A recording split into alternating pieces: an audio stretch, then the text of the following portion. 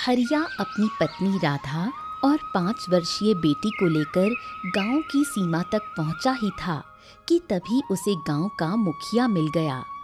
अरे क्या बात है हरिया, पूरे 6 वर्ष के बाद गांव लौट रहा है तू।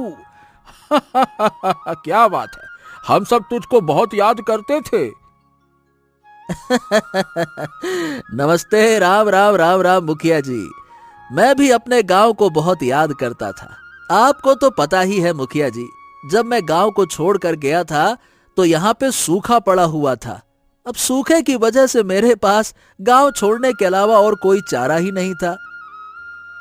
अरे हरिया, सूखा वूखा छोड़ो, तुम ये देखो कि इन 6 वर्षों में कितना कुछ बदल गया। जब तुम अपनी पत्नी को लेकर यहाँ से गांव से गए थे तो तुम केवल पति पत्नी थे, लेकिन अब देखो जब लौटे हो तो तुम्हारे हाथ में तुम्हारी पुत्री भी तो है। क्या नाम रखा है इसका हरिया? हरिया कुछ कहने ही वाला था कि तभी मुखिया उसे रोकते हुए बोला।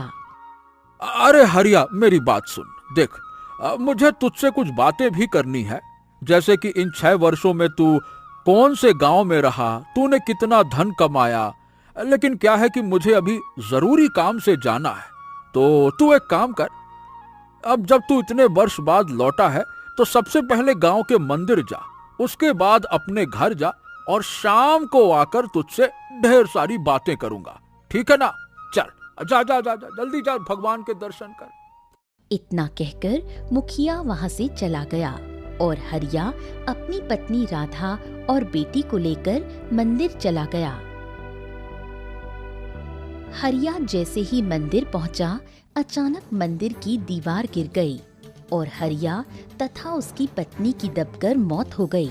5 वर्ष की बच्ची चंपा की आंखों से आंसू बहने लगे। गांव वालों ने नम आंखों से हरिया का अंतिम संस्कार कर दिया।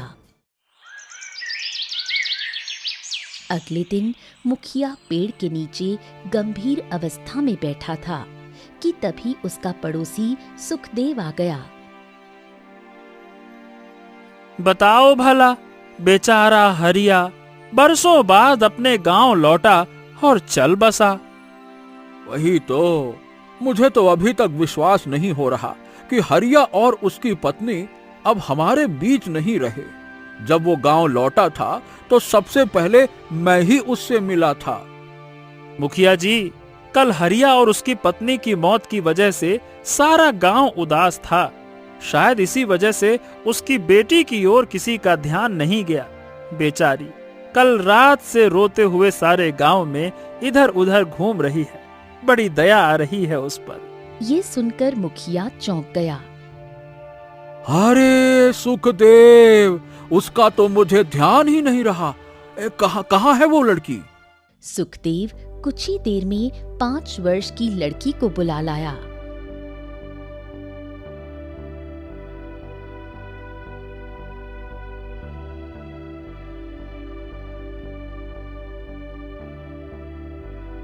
हे ईश्वर, माफ करना इस बिटिया को। तुम्हारे साथ बहुत बुरा हुआ बेटा। तुमने 5 वर्ष की उम्र में ही अपने माता पिता को खो दिया। बेटा, तुम्हारा नाम क्या है?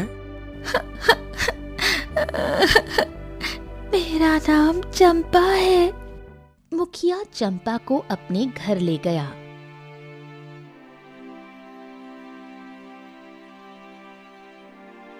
ये किसकी बच्ची को उठा लाए हो? अरे भाग्यवान, ये हमारे गांव के हरिया और राधा की बिटिया है, जो कल मंदिर की दीवार गिरने से चल बसे। तो क्या तुम इसे अपने घर पर रखने की सोच रहे हो? ऐसा करने की सोचना भी नहीं। अरे ये तुम कैसी बातें कर रही हो? अरे बेचारी अनाथ है, कहाँ जाएगी? छोटी सी बच्ची है, क्या बात करती हो? मैंने अनाथालय नहीं खोल रखा है। आप गांव के मुखिया हैं, तो अपनी मुखियागिरी गांव तक ही रखिए। घर तक लाने की कोई जरूरत नहीं। मैं इस लड़की को अपने घर पर नहीं रख सकती। इंसानियत नाम की कोई चीज भी होती है कि नहीं होती है? अरे ये लड़की अनाथ है, अनाथ। क्या इसको रोड में ले जाके रख दूं ऐसे? अरे कहाँ जाएगी बेचारी, सोचा है कभी? अरे सारी इंसानियत का ठेका मैंने नहीं ले रखा। अगर आपको इसे रखना ही है तो हमारे घर के सामने जो झोपड़ी है इसे वहाँ रखिए। मैं इसे अपने घर में नहीं रखूंगी। अरे गजब बात करती हो। उस झोपड़ी में हमारी गाय और भैंसें रहती हैं। क्या ये अनाथ बच्ची वहाँ रहेगी भला? है? मुझे कुछ नहीं पता। अगर आपने इस लड़की को घर में रखा तो मैं ये घर छोड़ दूंगी। मुखिया अपनी पत्नी की बातों से निराश हो गया और चंपा को लेकर झोपड़ी में चला गया।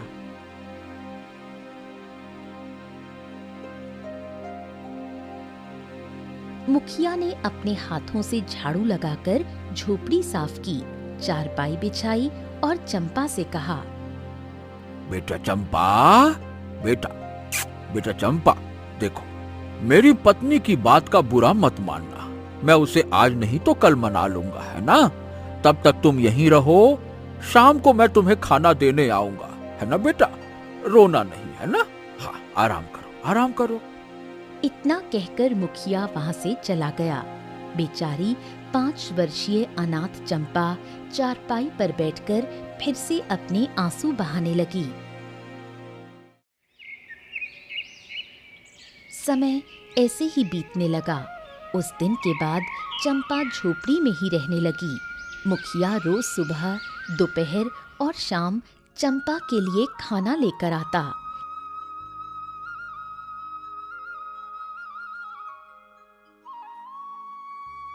लेकिन शायद चंपा की किस्मत में सुख नहीं लिखा था। एक दिन अचानक मुखिया बीमार पड़ गया और संसार छोड़कर चला गया। कुछ दिन बाद मुखिया की पत्नी गुस्से से झोपड़ी में आई और मासूम चंपा के गाल पर एक जोरदार चांटा जड़ दिया। चंपा आंसू भरी और डरी हुई नजरों से मुखिया की पत्नी को देखने लगी। तेरी वजह से मेरे पति संसार छोड़कर चले गए। इसमें मेरी क्या गलती? सारी गलती तेरी है। तू मनहूस है। जैसे ही तू इस गांव में आई, तूने अपने माता पिता को खा लिया। मेरे पति ने तरस खाकर तुझे अपने घर रखा और तू उन्हें भी खा गई।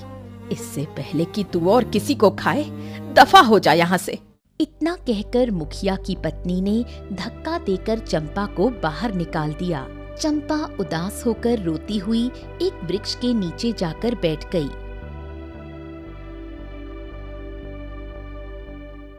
और तभी बारिश होने लगी। चंपा पूरी रात भीगती रही।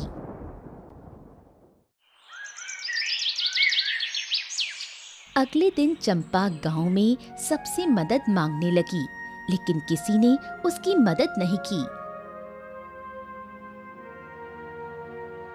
और सबने उसे मनहूस कहकर अपने घर से बाहर निकाल दिया।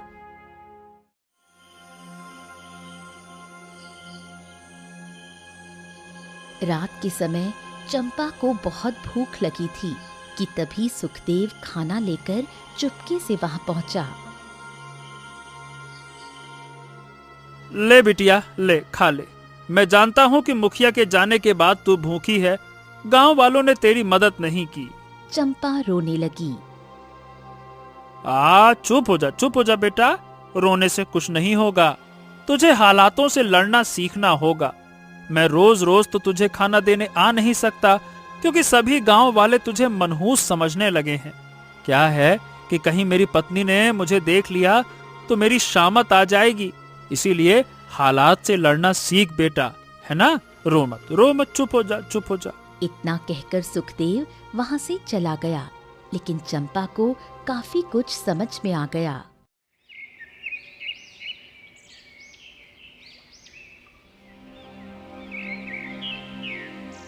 उस दिन के बाद चंपा रोज जंगल जाती और जंगली फल खाकर गुजारा करने लगी। समय बीतता रहा। 10 वर्ष, 15 वर्ष बीत गए। अब चंपा अपने गांव के किनारे बनी एक झोपड़ी में रहने लगी। एक दिन चंपा तालाब से पानी भर रही थी कि तभी वहां बूढ़ा सुखदेव आ पहुंचा। बूढ़े सुखदेव को देखकर चंपा मुस्कुरा दी। आपको देखकर बहुत अच्छा लगता है सुखदेव चाचा। अगर आप नहीं होते तो शायद मैं कभी जीवित नहीं रहती। ऐसी बात नहीं है चंपा, अगर तुम जीवित हो तो केवल अपनी हिम्मत की वजह से। मैंने तो तुम्हें केवल हालातों से लड़ना सिखाया है, लेकिन हालातों से वही लड़ता है जिसके अंदर हिम्मत होती है। बस मुझे एक ही बात का अफसोस है कि गांव वाले मुझे मनहूस समझते हैं। माँ और पिताजी की मौत में मेरी क्या गलती थी? और मुखिया जी तो बीमारी की वजह से मरे थे, लेकिन उसका भी आरोप गांव वालों ने मेरे सिर मढ़ दिया। इसी वजह से कोई मुझसे दोस्ती भी नहीं करता।